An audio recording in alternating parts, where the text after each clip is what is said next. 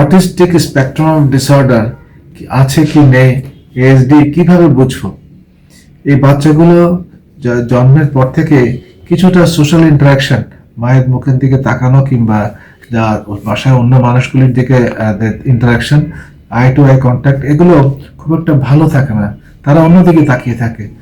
তাদের গ্রোথ অনেক সময় ডিলেড হয়, কিন্তু ডেভেলপমেন্টাল ডিলেগুলি খুব সিগনিফিক্যান্ট থাকে। সোশ্যাল কমিউনিকেশন, সামাজিক যে যোগাযোগ, সে যে পরিবারের আশেপাশে সবার সাথে, সেটা পুয়ার থাকে। ইমোশনাল রেসিপ্রোসিটি, অর্থাৎ যে একটা বাচ্চা গ্রোথের সাথে সাথে বুঝে বাসার আশেপাশে যাদের সাথে ইন্টারাকশন হয়, যে মানুষ ইমোশন বা হাসে বা বুঝে হাসে, কাঁদে, এই জিনিসগুলি তেমন ভালো হয় না। তারা তাদের মতো, তাদের কাজ সেমনেস, রিপিটেটিভ, স্টিরিওটাইপ, একই জিনিস একই রকম আপন জগতে করতেই থাকে। কারোর সাথে কোনো ইন্টারাকশনে মনে হয় নাই, মনে হয় কি আসলেই নাই। সো তাদের স্কুল তেমন ভালো হয় না। তারা মাইল্ডারগুলিতেও কেমন যেন স্কুলটা ভালো হচ্ছে না, তাদের একটু কথা বলার দেরি হতে পারে।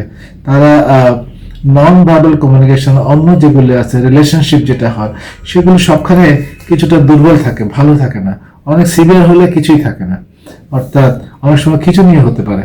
সো লিমিটেড ইন্টারেস্ট বা আশেপাশের মানুষের সাথে, ঘরের পাশে সবার সাথে কিছুটা কম ইন্টারেস্ট থাকে সারাউন্ডিংসে।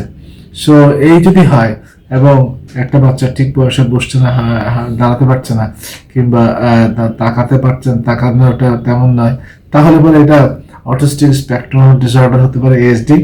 এটাকে আপনি এই যে DSM-5 ক্রাইটেরিয়া ফিট করে কিনা, মিট করে কিনা, সেজন্য আপনি বিশেষজ্ঞ সেন্টার দেখাবেন। অনেক সময় মাইল্ডার কেসগুলি কিছু ইন্টারভেনশনে কিছু ভালো আউটকাম হতে পারে। অনেক সময় জেনেটিক্স ইনভলভ থাকে, ওগুলো করা যেতে পারে। ব্রেইনের ম্যালফরমেশন থাকতে পারে অনেক সময়, ওটাও দেখা যেতে পারে।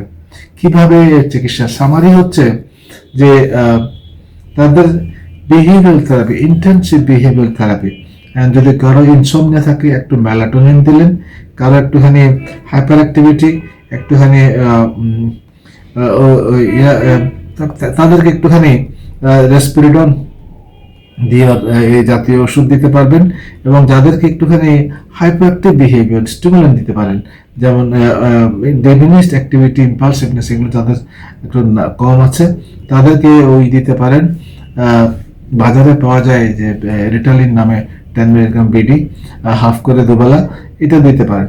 মোস্ট ইম্পর্টেন্ট যে early identification and referral to your specific place and the center, specific person who can handle এই জিনিসগুলি ভালো পারে, তার কাছে পাঠিয়ে দেওয়া দরকার আছে।